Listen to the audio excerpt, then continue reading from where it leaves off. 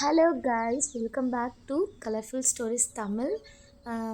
இன்னைக்கு வந்து ஒரு சூப்பரான ரொட்டீன் vlog தான் பார்க்க போகிறோம். காலையில் 6:30க்கு எழுந்திரிச்சேங்க. பாருங்கள் எவ்வளோ மிஸ்ட்டு. இங்கே ஒரு ஏரி தெரியும், இங்கேருந்து பார்த்தோன்னா அவ்வளோ கிளியராக தெரியும். ஆனால் இப்போ பார்த்தீங்கன்னா அந்த ஏரி எங்கடான்ற மாதிரி கிணத்த காணும்னு சொல்லுவோம்ல, அந்த மாதிரி ஏரியை காணுன்ற ஃபீலிங்ஸ் தான் வந்துச்சு. சூப்பராக இருந்தது. அது மட்டும் இல்லாமல் இந்த பனியில் எந்திரிக்கவே கஷ்டமாக இருந்ததுங்க. என்ன பண்ணுறது, குட்டீஸ்க்கு வந்து பிரேக்ஃபாஸ்ட் செஞ்சு தான் ஆகணும், அதனால் எந்திரிச்சு தான் ஆகணும், நோ ஆப்ஷன். சரின்னு சொல்லிவிட்டு ஒரு சைடு சாதமும் இன்னொரு சைடு கிரேவியும் போட்டிருந்தேன் அடுப்பில். காஃபி குடிக்க கூட எனக்கு வந்து டைம் இல்லைங்க. வந்து ஒரு ரிலாக்ஸாக வந்து உட்காந்து குடிக்கணும் அப்படிங்கிற ஒரு இதே இல்லை. ஒரு சைடு குக் பண்ணிக்கிட்டு இன்னொரு சைடு வந்து காஃபி குடிச்சிக்கிட்டு இருந்தேன். மல்டி டாஸ்கிங் பண்ண வேண்டிய சுச்சுவேஷனாக இருக்குது. குடித்த மாதிரியே ஒரு ஃபீலிங் இருக்காது இந்த மாதிரி குடித்தேன்னா.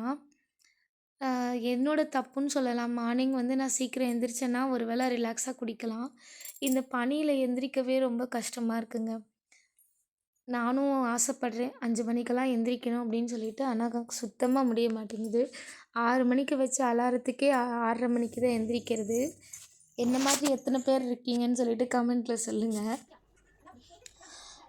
இந்த vlog நான் எடுக்கிறதுக்கு காரணம் வந்துன்னு, இது வந்து புது வீட்டில் எங்களோட செகண்ட் டே. அன்றைக்கி வந்து தை கிருத்திகை அப்படிங்கிறது, சரி vlog எடுப்போம் அப்படின்னு சொல்லிட்டு ஒரு சின்ன பிளானில் தான் எடுத்தேன். ஹரிபரியாக தாங்க இருக்கும். மார்னிங் பார்த்திங்கன்னா நிறைய பேர் வீட்டில் குட்டீஸ் இருந்தாலே அப்படி தான். மார்னிங் வந்து பிரேக்ஃபாஸ்ட் ரெடி பண்ணணும், லன்ச் ப்ரிப்ரேஷன் பண்ணணும், ஹஸ்பண்ட்க்கு வந்து லன்ச் கொடுக்கணும் அப்படின்ட்டு நிறையா ஒர்க் இருக்கும். ஹவுஸ் ஒய்ஃபோட கஷ்டமே இது தான். ஹவுஸ் ஒய்ஃப் மட்டும் இல்லை, வேலைக்கு போகிற லேடிஸ்க்குமே வந்து ரொம்ப கஷ்டமாக இருக்கும். அவங்களுக்கும் லன்ச் ப்ரிப்பேர் பண்ணணும், எல்லாருக்குமே வந்து ப்ரிப்பேர் பண்ணணும், ரொம்பவே கஷ்டமாக இருக்கும். ப்ரிப்ரேஷன்லாம் நம்ம வந்து ஒரு சில நேரத்தில் பண்ணிக்கிட்டோம் அப்படின்னா நம்ம இந்த மாதிரி ஹரிபரியாக ஒர்க் பண்ண வேண்டிய அவசியம் இல்லை, கொஞ்சம் ஈஸியாக இருக்கும்.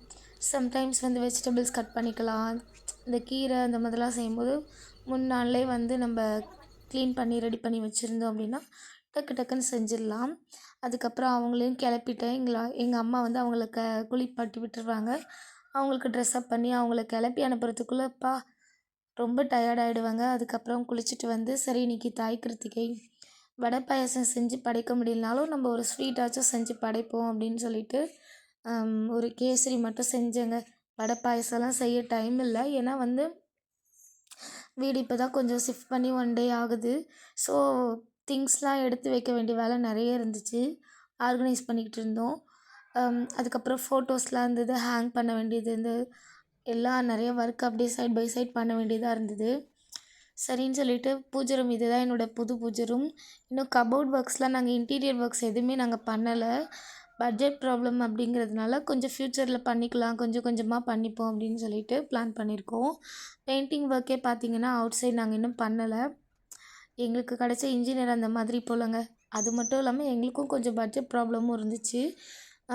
ஆனால் என்ன இருந்தாலும் பாதியில் விட்டுட்டு போகக்கூடாது. அவர் வந்து நாங்கள் வந்து மணி கொடுத்தா தான் பண்ணுவேங்கிற மாதிரி ஆயிட்டாங்க. அதனால் சரி நாங்களே வந்து பெயிண்ட் அடிக்கலான்னு சொல்லிட்டு எங்கள் மாமனாரும் எங்களோட ஹஸ்பண்டும் சேர்ந்து உள்ள இன்னர் சைடு மட்டும் அடிச்சுக்கிட்டோம் பெயிண்ட்லாம். அவுட்டருக்கு இன்னும் வந்து நாங்கள் பண்ணலை, பெயிண்டர்ஸ் வச்சு தான் நாங்கள் வந்து அடிக்கணும். கொஞ்சம் கொஞ்சமாக பண்ணிக்கலாம், பட்ஜெட் ப்ராப்ளம் அப்படிங்கிறதுனால கொஞ்சம் கொஞ்சமாக பண்ணிக்கிட்டோங்க. எங்களுக்கு எது வந்து இப்போ மஸ்ட்டோ அதை மட்டும் தான் நாங்கள் இப்போ பண்ணிக்கிட்டோம். வீடு ஷிஃப்ட் ஆகிட்டு நம்ம கொஞ்சம் கொஞ்சமாக பண்ணுவோன்னு சொல்லிட்டு பிளான் பண்ணியிருக்கோம். அவுட்டர்லாம் வந்து பெயிண்ட் பண்ணிவிட்டு ஃபுல்லாக எல்லாமே ஆர்கனைஸ் பண்ணிவிட்டு நான் கண்டிப்பாக ஹோம் டூர் வந்து உங்கள்கிட்ட நான் ஷேர் பண்ணுறேன். அதுக்கப்புறம் பூஜைலாம் படைச்சிட்டு சாமிக்கு படைச்சிட்டு பூஜையும் பண்ணிட்டேங்க. பூஜை பண்ணிவிட்டு அதுக்கப்புறம் திரும்பவும் லன்ச் ப்ரிப்ரேஷன் பண்ணிகிட்டு இருந்தேன். லஞ்சுக்கு வந்து சாம்பாரும் வாழைக்காய் வறுவலும் பண்ணிட்டேங்க. ரொம்பவே சிம்பிளாக பண்ணிவிட்டு ரெஸ்ட் எடுக்கலாம் டைம் இல்லை, அடுத்தடுத்த வேலை அப்படியே இருந்துச்சு. ஒரு சைடு வந்து வீட்டில் திங்ஸ் எடுத்து வைக்கிறது, அது போக துணி வாஷ் பண்ணுறது, அதுக்கப்புறம் காய வச்சு மடிக்கிறது. ஹவுஸ் ஒய்ஃபோட வேலை உங்களுக்கு எல்லாருக்குமே தெரிஞ்சிருக்கும், ரொட்டீனாக போயிட்டே தான் இருக்கும். அந்த மாதிரி தான் அன்றைக்கி வந்து ரொம்பவே கொஞ்சம் ரெஸ்ட்லெஸ் ஒர்க்காகவே இருந்துச்சு. ரெஸ்ட்டே கிடையாதுங்க, சுத்தமாக ரெஸ்ட் இல்லை. இன்னும் கிச்சன்லாம் வந்து பார்த்திங்கன்னா அப்படி அப்படியே தான் இருக்குது. இன்னும் அந்த அளவுக்கு ஆர்கனைசேஷன் பண்ணலை. நிறைய திங்ஸ்லாம் வந்து எடுக்கணும். நிறைய பொருள் இருக்குது. அதனால் எடுத்து எல்லாத்தையும் ஏற கட்டி வைக்கணும். சரி லஞ்ச் இப்போ வேக வேகமாக பண்ணிவிட்டு அன்றைக்கி 3:00 ஆயிடுச்சு லஞ்சு சாப்பிட.